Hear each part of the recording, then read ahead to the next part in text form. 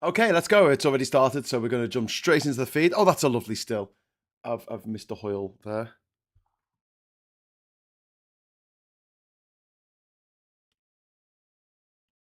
Deliver. We got. Oh, hang on. To justice. We always just got to deliver in. Sorry, I didn't also have announced your. a further £350 million to get Britain building and deliver 1.5 million new homes our country desperately needs, including more affordable homes. We've slashed red tape that holds businesses and working people back, creating 10,000 more apprentices. List of things. This morning I have meetings with ministerial colleagues and others. In addition to my duties in this House, I shall have further such meetings later today. Imran Hussain. Thank you, Mr. Speaker. I was proud to have played my part in helping draft what has now become the Employment Rights Bill. A new poll shows 3/4 of the British public back the stronger rights for workers in the bill, including better sick pay. Yet that lot over there, the Tories and Reform, disgracefully voted against it. They are the opposition. In fact, the leader of the opposition doesn't even believe in maternity pay or the living wage. Yes, Mr. he doesn't. Speaker, That's very our true. statutory sick pay is ranked one of the lowest in Europe. It needs to be brought in line with the living wage. So will the Prime Patrick Minister back Hoyle, my you sexy campaign bastard. to strengthen this bill further so sick pay is at the level that finally stops punishing workers for being sick?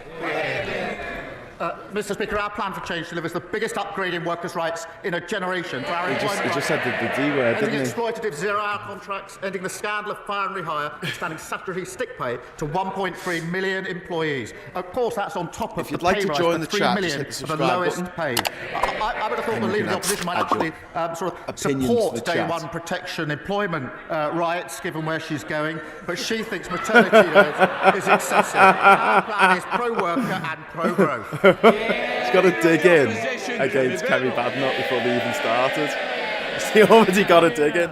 Mr. Speaker, the Conservative government established the Ukraine Family Scheme, and in total, over 200,000 Ukrainians, mostly women, children and the elderly, have found sanctuary in the UK from Putin's war. However, a family of 6 from Gaza have applied to live in Britain using this scheme. Yes. And a judge has now ruled in their favour. Yes. This is not what the scheme was designed to do. Give a shit.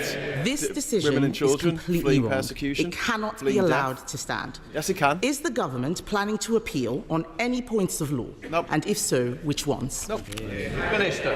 Mr. Speaker, let me idea. be clear. I do not agree with the decision. She's right. It's the wrong decision. She hasn't quite done her homework because the decision in question was taken under the last government. According to the legal framework. Oh, she scored another own goal. But, Mr. Speaker, let me be clear. It should be Parliament that makes the rules on immigration. It should be the government that makes the policy. That is the principle, and the Home Secretary is already looking Not Nigel at Farage. the legal loophole Not which Nigel we need to close Farage. in this particular case. Straight in there, looking shit. Mr. Speaker, he did not answer the question. He did. He absolutely did. It says that he did in your piece of paper in front of you, but he actually did. To appeal, then the appeal may be unsuccessful and the law will need to be changed. And if he does not appeal, the law definitely will need to be changed. He talks about a decision made under the last government. It was not made by the last government, it was made by the courts. The issue we are discussing today is about judicial decisions. We cannot be in a situation where we allow enormous numbers of people to exploit our laws in this way. There are millions of people all around the world in terrible situations. We cannot help them all, and we certainly cannot bring them all here. You wouldn't help anyone but yourself, to bringing forward 'cause you're a that new Tory. legislation That's all you or ever do. amending his borders bill? Prime Minister. Well, Mr. Speaker, I've already said the Home Secretary has already got her team working on closing this loophole. We don't need to wait for that. We're getting on with that because we're taking control. They lost control of immigration. We had nearly 1 million people come into this country, had an open borders experiment. On a Monday of this week, they voted against increased powers to deal with those that are running the vile trade of people smuggling. Same old Tories, open borders, empty promises. I mean, it is a job Mr. Speaker, to vote if the against Prime it. Minister was on top of his brief, perhaps he'd be able to They're not answer some actually part of the questions. government. You know. Given this crazy decision and Oh, she's just getting absolutely barracked. Given this crazy She's so decision bad at this. and so many others, new legislation is needed to clarify the right to a family life in Article 8. I'm not talking about what he just said. I know Labour. I know you don't want to address it. MPs don't understand much of what they're saying. But What? the Prime Minister That's rich coming literally from wrote you. a book on the European Convention on Human Rights. This is a situation where we need to put our national interest before the ECHR. Before human rights. Does he agree that we should legislate human rights. even if lawyers warn that this might be incompatible with human rights law? Prime Minister. She complains about scripted answers and questions. Her script doesn't allow her to listen to the answer. Yes, yes. I'm sorry, but yeah, he's right. She doesn't listen to the answer. She just reads off the Prime script. Minister. She asked me if we're going to change the law and close the loophole in question 1. I said yes. She asked me again in question 2, and I said yes. She asked me again in question 3. It's still yes. She looks like an idiot. Mr. Speaker, he didn't listen to question 1. I asked. What?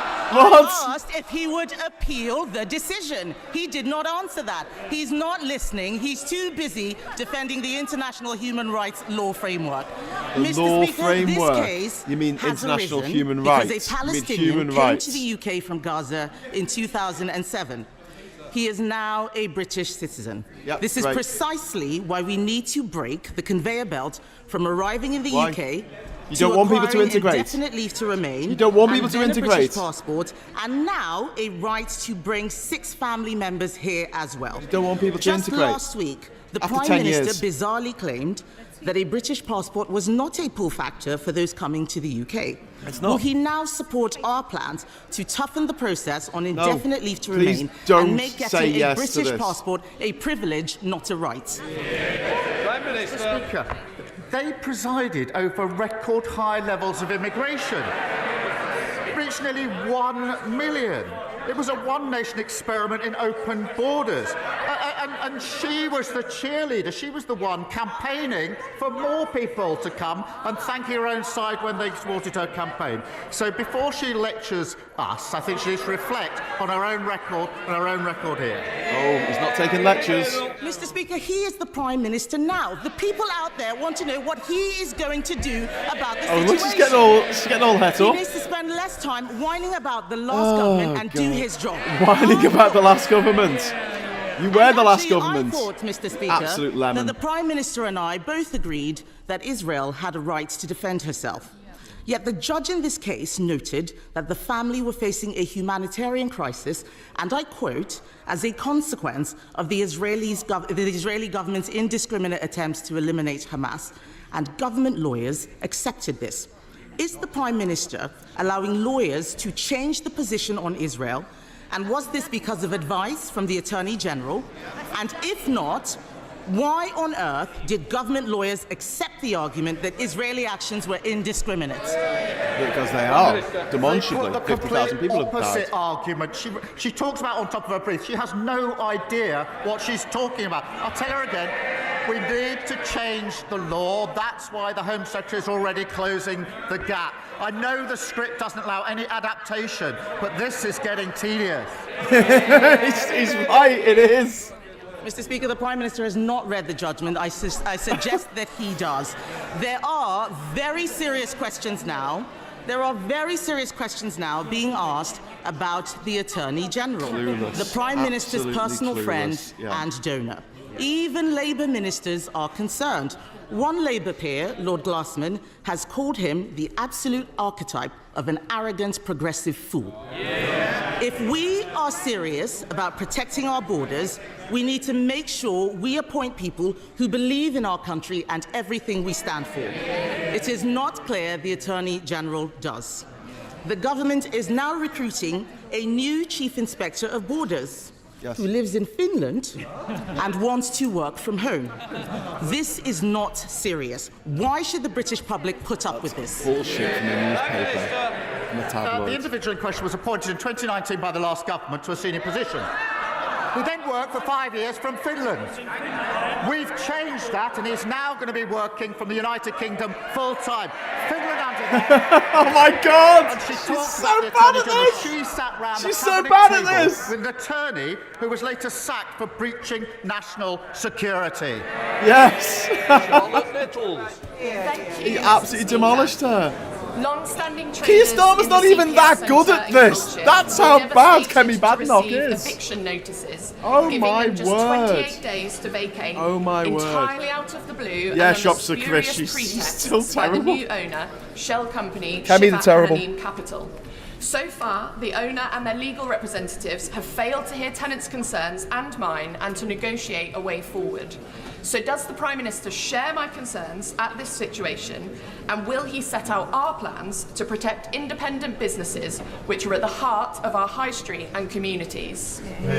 Prime Minister. Well, thank her for raising this, which is obviously of real concern to businesses in her constituency. We do, Mr Speaker, expect landlords to meet their obligations to make buildings safe, and we support robust enforcement action from the regulators if they fail to do so. I will make sure that she gets a meeting with the Minister to discuss what steps can be taken in the particular case to support. Someone get the police. There's been a murder. There's been a murder in Parliament. Leader of the Liberal Democrats. Oh my God. Okay. Sensible questions. Thank you, Mr. Let's Speaker. go ahead. 80 years ago this week, the Allies began a pincer movement against German forces between the Ruhr and the Rhine. British and Canadian troops attacked from the north, Americans from the south. British, Canadian and American soldiers fighting shoulder to defeat fascists. 80 years on, President Trump seems to have forgotten all this. Yes. His tariffs against steel and aluminium will hit Canada the hardest and will also hit jobs and the cost of living in our country. So in reminding President Trump who America's true and long-standing friends and allies really are, will the Prime Minister also prepare a plan for tariffs in return, starting with tariffs on American electric cars? Prime Minister. Teslas. Mr. Speaker, he's right to reference our history in the 80-year anniversary. And of course, we were fighting alongside the Americans, and that is amongst the reasons we have a special relationship. British steel is an essential part of our heartlands, and we will not abandon our skilled workforce. And it needs a level-headed assessment of the implications, which is what we're going through at the moment. But we will always put our national interest first and steelworkers first. Sir Ed Davey. I thank the Prime Minister for that reply, but it seems to me the way President Trump and his ally Musk are operating, they do need to hear strong measures and words from even their allies. And moving on to Ukraine, Mr. Speaker. He's so much if better than Ukraine Kemi Badenoch. is forced to surrender its own sovereign territory to Russia, it will be the greatest betrayal of a European ally since Poland in 1945. But President Trump says Ukraine may end up Russian, and he wants American money back. I think we all fear where this could end and the dangerous implications for our defence and our security. So can the Prime Minister reassure this House that he and other European leaders have given sufficient support to President Zelensky so that he can't be bullied by Trump and Putin into accepting a deal that will effectively hand victory to Russia? Prime Minister. As he knows, I met President Zelensky in Kyiv just a few weeks ago at my 8th meeting. The position since the outbreak of this conflict has been a united position across the House of supporting Ukraine, and I was able to reiterate my position, which is we must put Ukraine in the strongest possible position. That matters now just as much as it mattered at the beginning of this conflict, the strongest possible position. And I did discuss with him what more we can do, what more our allies can do. This is what we need to be talking about. This is what we need to be talking about. Thank you, Mr. Speaker. 2 years ago, from the benches opposite, I published my Healthy Britain report, recommending a cross-departmental approach to improving health and well-being. Now that we're in government, I'm delighted that ministers have hit the ground running, because running is obviously very healthy for you. So will the Prime Minister confirm that last week's announcement of an increase to the public health grants, which will help local services focus more on prevention and early intervention, is just the start of a long-term strategy that will make Britain healthier, happier and more productive, reduce pressure on the NHS and promote growth. Yep. Well, I thank her for highlighting the important role that local communities play in supporting healthy lifestyles. I'm delighted, Mr. Speaker, we're providing almost £4 billion for the local health services that people rely on. And that's things like health visitors, stop smoking services and drug abuse treatments. I'll make sure that she meets the relevant minister to discuss. Saoirse Eastwood. Thank you, Mr. Speaker. Prime Minister, I get it. Nobody wants to get into a trade war. But, you know, unlike Peter Mandelson, sometimes you've got to stand up for what you believe in. My friends here in the DUP have learnt nothing from their mistake of backing Brexit and think that tariffs are a laughing matter. No. But would you agree with me that actually we need to stand up for ourselves, we need to back our workers, we need to back our businesses, not just in Lagan Valley but indeed across the UK? Yeah!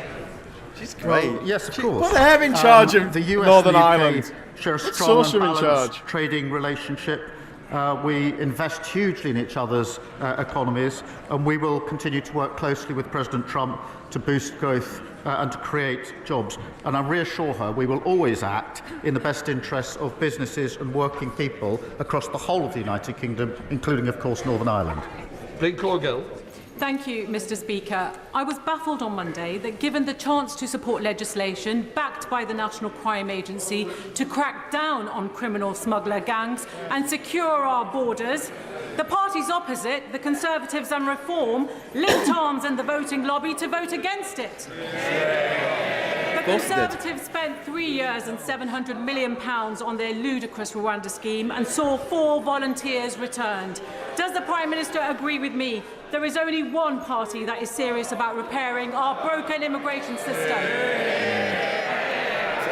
Yes, Mr. Speaker, and let me remind them what they voted against earlier this week in our Borders Bill. They voted against, that's Reform and the Tories, they voted against making it an offence to organise the buying, selling and transport of small boats, against making it an offence to endanger lives at sea, against and powers to arrest suspected people smugglers before the smuggling takes place. They voted against. They voted for open borders, both of them. Thank you, Mr. Speaker. Last week, the Prime Chris, Minister he was gave scoring another points there, wasn't threadbare he? excuse for why he and his North London lawyer friends are giving away the Chagos Islands. North London lawyer friends. This is his decision, and he must own it. More importantly, he can't tell us, the British taxpayer, how much this is going to cost. Is it 9 billion? Is it 18 billion? Is it 52 billion? Probably a tax avoider. The Times have called this botched deal insane. Members of his own cabinet reports think it's impossible to understand, and one of his own MPs thinks it's the worst thing the Labour Party have ever done. So can the Prime Minister tell us his name, which word please? he thinks best describes BBC, give us his name. Who was that? Who was that Mr. talking Speaker, then? I set out the position in relation to the Chagos Islands last week. I also offered the Leader of the Opposition a briefing on this, a high-level briefing. Random toff. She still hasn't taken me up. Yeah, on Chris, that Labour do briefing. need to launch an inquiry into the Rwanda scheme. I think they're Questions going to do that, you know. wanting to know the facts. It's extraordinary. Mr. Speaker, someone who wants to be Prime Minister does not want to know the facts, even when she's offered a high-level briefing. He'd be better informed if she took me up on the offer of a briefing. Okay, just a quick one.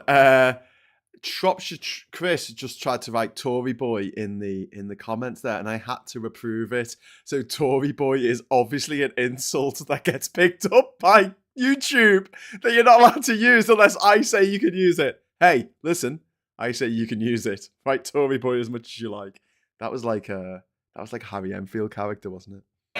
Thank you, Mr. Speaker. The Prime Minister will, I'm sure, want to congratulate Newcastle United on reaching the League Cup final after Arsenal's exit. But will he also, in what is National Apprentice Week, will he also congratulate the 600 apprentices learning trades from welding to quantity surveying as part of the Tyne Bridge restoration programme? And whilst I know he can't confirm bridging the funding gap left by the Tories, will he confirm that he is looking forward to seeing the Tyne Bridge restored in time for its 100th birthday in 2020. In time for its 100th Well, I birthday. sound delighted with the results of that particular football match, but look, it will be a special day for Newcastle fans.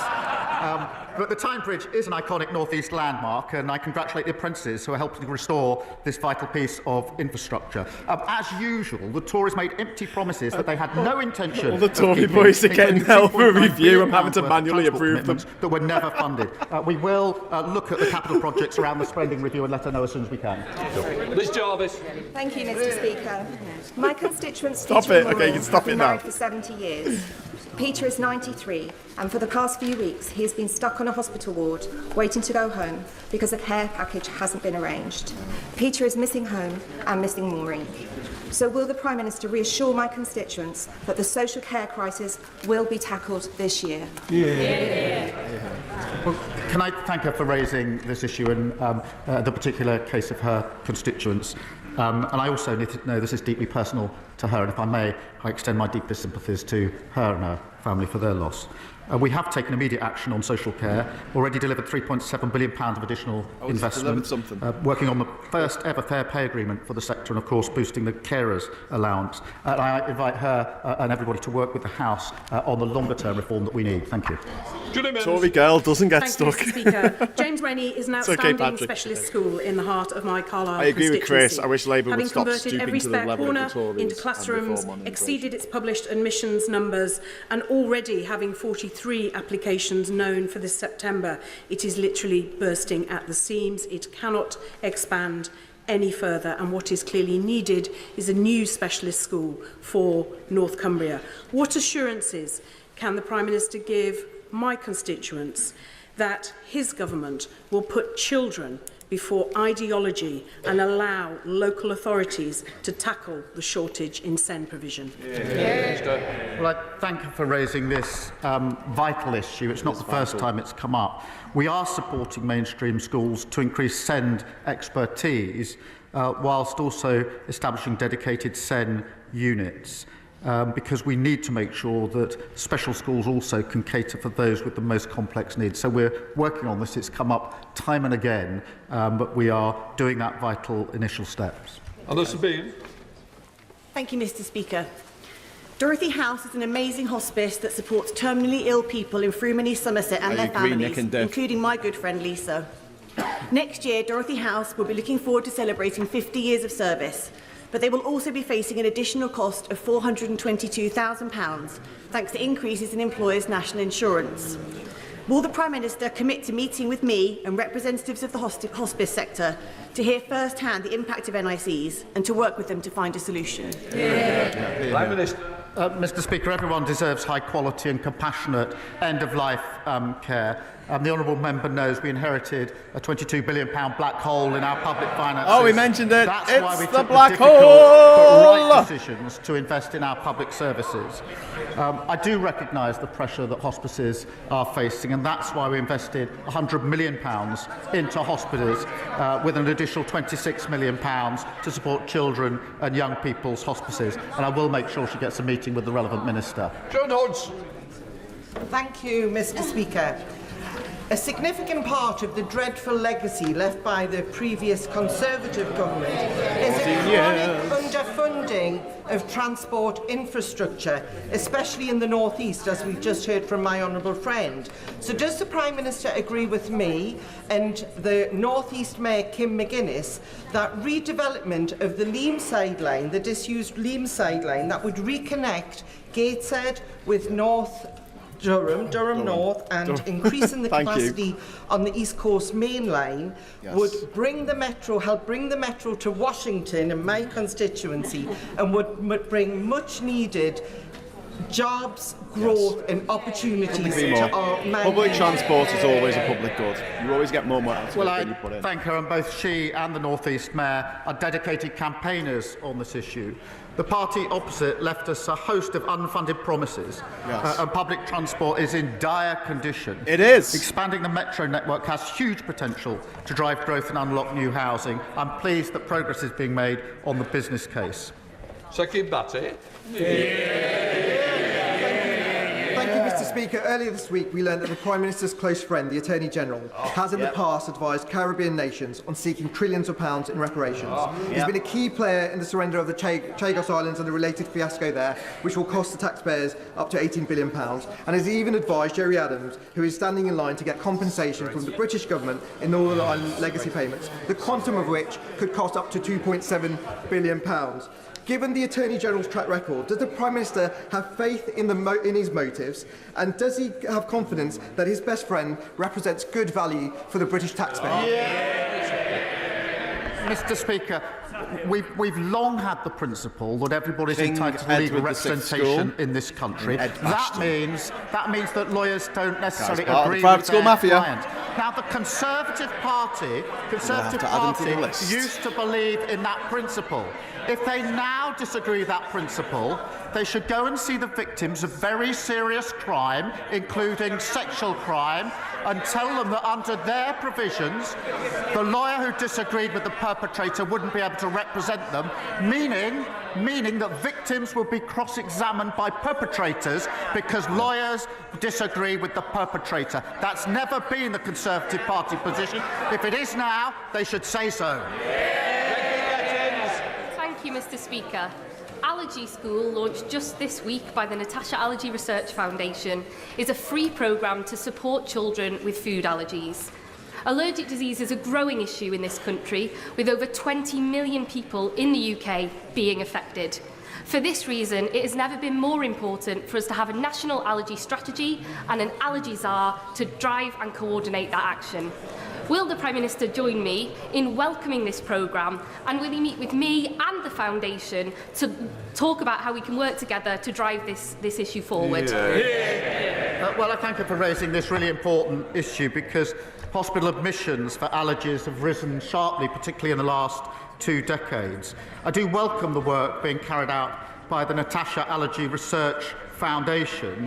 We will respond to the recommendations of the National Allergy Strategy Group in due course, and I'll make sure she gets a meeting with the relevant minister to discuss it. Thank you, Mr. Speaker. My Oxfordshire constituency of Didcot and Wantage has seen a 35% population increase in the last 20 years. My constituents recognise the need for affordable housing, but the current planning system isn't delivering the GP surgeries, dentists and transport options that they need.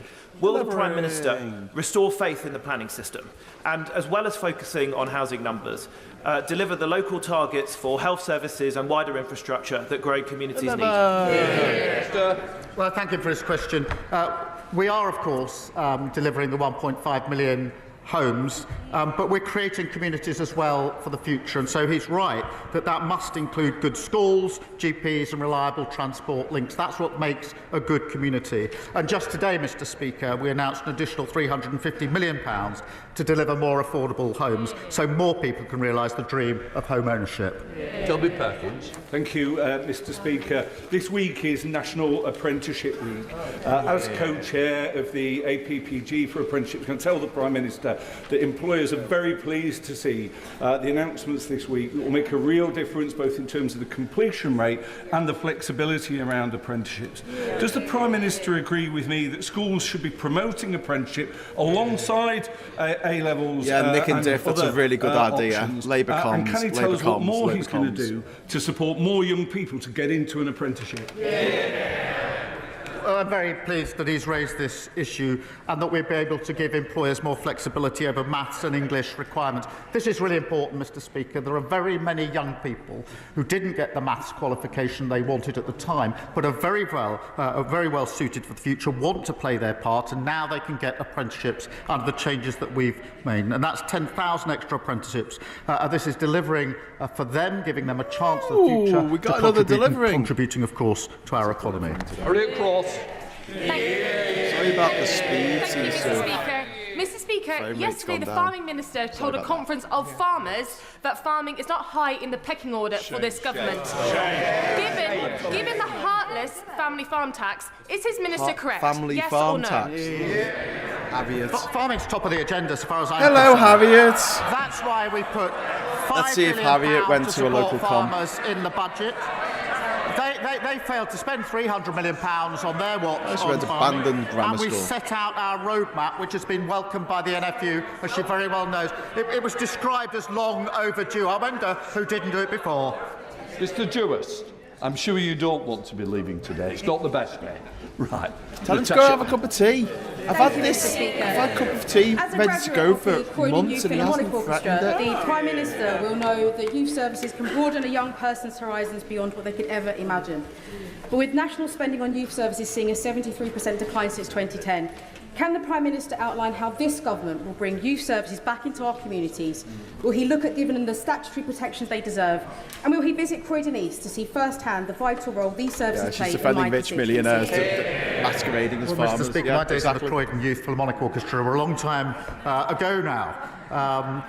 But we do fully recognise the importance of youth services Was that a dad to help joke? young people Was that a dad save joke? lives, I think that was a dad joke. And Fell really live flat. safe and healthy lives. Don't do the dad We've been jokes, developing Starmer. our plans for the new national youth strategy. Don't do it, to Keir. empower young Don't people do and it. help every young person realise their potential. Christine Geordie.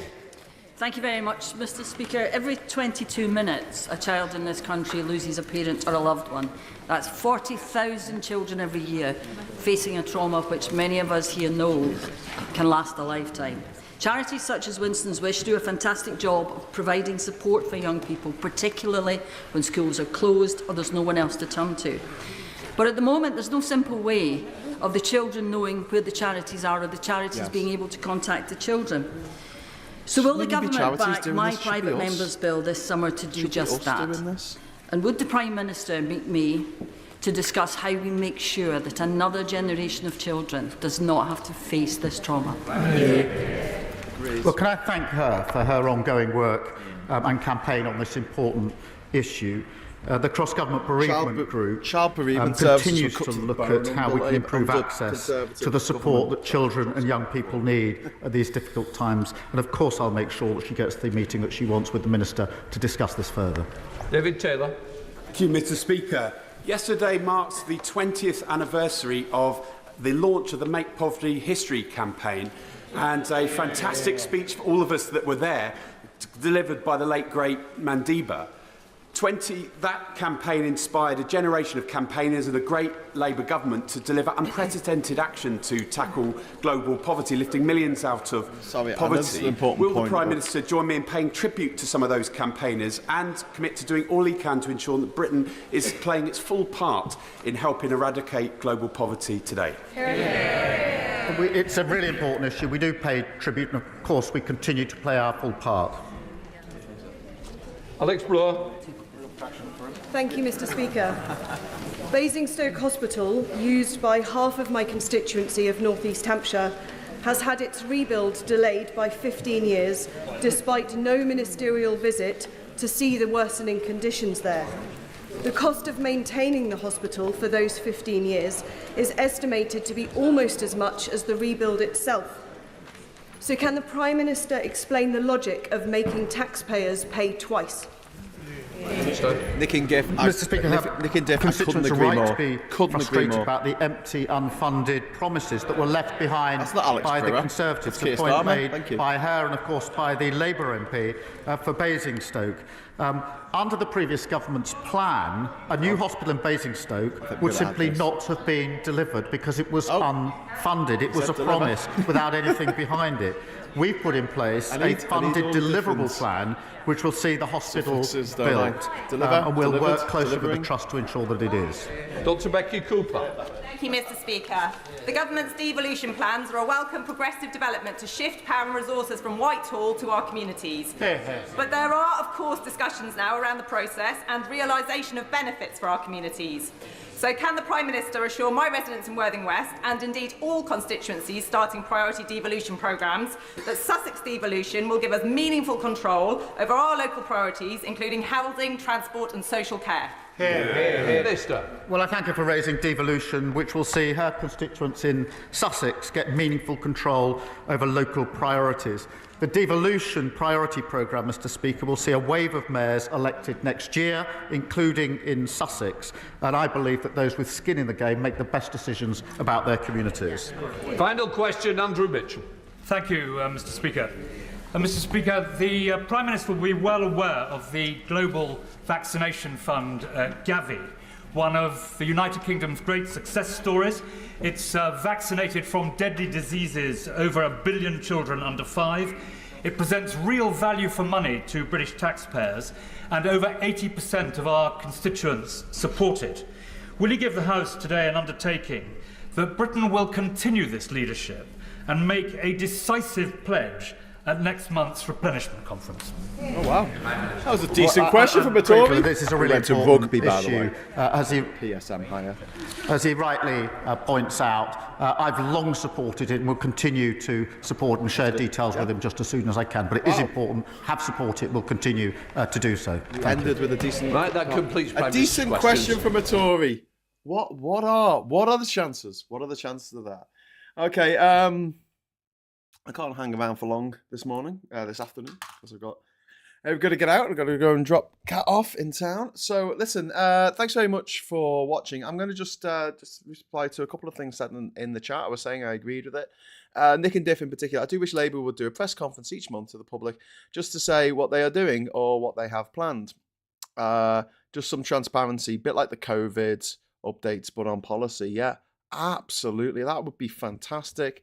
Be a really good way of Labour communicating with us, the electorate, which I don't feel like they do very well. Chris C is saying 100% the government is over-reliant on charities to pick up the pieces. There should be no charities for child bereavement. There shouldn't be charities for cancer. It should be that's a failure of government. Did someone say that? Yeah, Patrick said that. Charity exists where the government has failed. So I would like a system in which there is a government programme for, say, specific cancers that you can give money to. So it operates like a charity. So if you want to give extra money to it, you totally can, and that could be set up quite easily. But overall, there's money going into these sectors anyway. It shouldn't be reliant on charity. It should be complemented by charity. But we live in a world where no one wants to invest in looking for cures for cancer. They just want to run around the world telling people not to get vaccinated and then counting all the money that comes in when children are having to be treated for measles or dying of measles and having a very expensive funeral. I guess the undertakers are happy. I don't know. But yeah, really good point. And Nick and Diff, is it Germany that doesn't have charities? Please correct me if I'm wrong. But I think it is them who says charities are a failure of government. I think it absolutely is. And Nick's also saying the best government would be one that listens to concerns, addresses the nation, gives timescales and actions, and has full transparency and approachable persona, not immigration attacks on Facebook. Nick and Diff, I couldn't agree more. I think what Labour have done with these attack ads is just fucking crazy. They're not going to get the dickheads who vote for refuck on side, and they're just alienating us, like Labour supporters, people who've supported Labour in previous elections, people who have actually, helped get Labour elected in the past. It's pissing us off on a daily basis, and that's not smart to undermine your base like that. And there was a discussion on the radio this morning about immigration, and people calling in saying, well, immigration's a problem. Immigration's a problem. Immigration's not a problem. The problem is people's problem with immigration. That is the problem, and that's the problem that needs addressing. And no one in the mainstream media, no one in these political parties, except for possibly the SNP, are actually saying to people, we need immigration. We need this. It is a good thing for our country. It makes us richer. It makes us more powerful. It makes us more sovereign. It makes us more innovative. It makes us more... It improves our fucking food. I mean, like, everything. The more we take in people from all around the world, the better. And actually, someone mentioned this actually on one of the shows. They were talking about immigration, and I think they made a really good point. They said, when you get someone from a particular diaspora to come and live here in the UK, they will invariably end up trading in some way with the other members of the diaspora or the country from which they came, which opens up new trade channels by private individuals, which is what we need. Government can't really dictate trade. It's not in the actual business of trade. It's not a bunch of entrepreneurs who are all looking for the next thing to invest in or the next thing to sell to people. But if we've got people in this country who have already got those channels to other countries around the world to sell stuff that's made here in the UK, brilliant. absolutely brilliant. Bring it on. It means more money for us. And I'll say this time and time again. Immigration is a net win for this country. It means that we have people who we didn't have to pay for their vaccinations, for their education, for the first 23 years of their lives. We did not have to pay for any of that. And we get them as a fresh-faced new recruit to work for whatever company or start a company or whatever they want to do in this country. Make some money, and they're bringing all their expertise over. And we don't have to pay for that expertise. We have to pay for every British kid born here to go to school, even if they flunk their GCSEs and flunk their A-levels and never do anything with their life, just sit on their arse and play PlayStation. We have to pay for all that, and it's bloody expensive. And we need to make the positive case for immigration. There are so many other reasons why we need this, not least because of the ticking time bomb that is, the population is getting older and there's no one to look after these people. There's no one to look after them. So we need people to come from all over the world to help look after them. If we're just putting adverts out for the brightest and best to come to the UK, that's no good because it's not helping us look after the elderly, and it's taking the plum jobs from us. The few that are left that the PSM don't actually want for themselves, which is the majority of them, the absolute bloody lion's share, I will tell you. Go to privateschoolmafia.com if you don't believe me. I just added an extra name while we were talking, while we were reviewing PMQs there. Another Tory MP who's there going, oh, is this really beneficial to the taxpayer? Who's going to pay for it? Oh! Turns out he went to one of the most expensive schools in the country.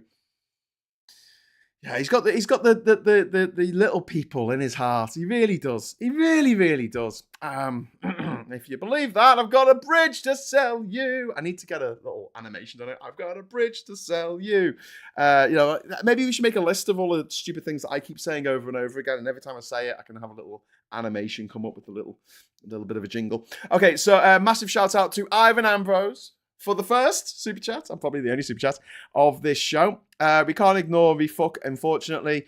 Otherwise, there is a dangerous risk of a green light to reform in 2029. Yeah, absolutely. I don't think they should be ignored. But also, I do think there is an onus on the other parties, Labour especially, to improve their comms. But also the Greens, the Lib Dems. Improve your fucking comms, guys. Improve them. Just make them better. Get people talking about your party. You know they can do it because the Lib Dems did it in the last election. But you see, the thing is, I've spoken to people in Labour and in the Lib Dems and the Greens, in fact. I've spoken to people from all three parties. And there is a sense that they only campaign when there's an election on. No. Always be campaigning. A, B, C. Always be campaigning. That's what Trump does. That's how he wins. That's what Nigel Farage does. That's how he gets all these people to fucking vote for him. Always be campaigning. That's all I need to say. That goes for the government and the other part to the opposition. The Tories always are campaigning. They're always campaigning. Remember that maybe she could get a job in cyber? Yeah, that's them campaigning. That wasn't part of an election strategy. That was just promoting the Tories and getting people talking about the Tories ad nauseum. Anyway, comms, says Ivan Ambrose. Absolutely, mate. Couldn't agree with you more. Right, I'm going to head off now. So thank you so much for watching. I will be back tonight at 6 o'clock. We're going to be doing another episode of GeoGuessr. Well, I'll be trying to find out where in the world I am. The reason being is I would love to do another episode of The Intersection. But our friend Rachel isn't feeling up to it, understandably, with everything that's going on right now. When Rachel's feeling better, hopefully, she'll be able to start doing The Intersection again. But in the meantime, I want to keep you informed and entertained on this channel and have a facility for you to talk about whatever you want to talk about. And it doesn't necessarily have to be about politics. I can talk about my travels. I can talk about different countries around the world and whether they're hot or not. I mean, Iceland, not hot. Ethiopia, hot. Great, isn't it? So if you want to join me for that, I don't know why you would, but yes, if you would like to join me for that, feel free to absolutely do that at 6 o'clock tonight for Weather for Carwy. And if not, I'll see you tomorrow, hopefully at 9 o'clock sharp for Morning Brew with me, Graham Hughes. Until then, thanks very much for watching. Hello, good evening, welcome, and goodbye.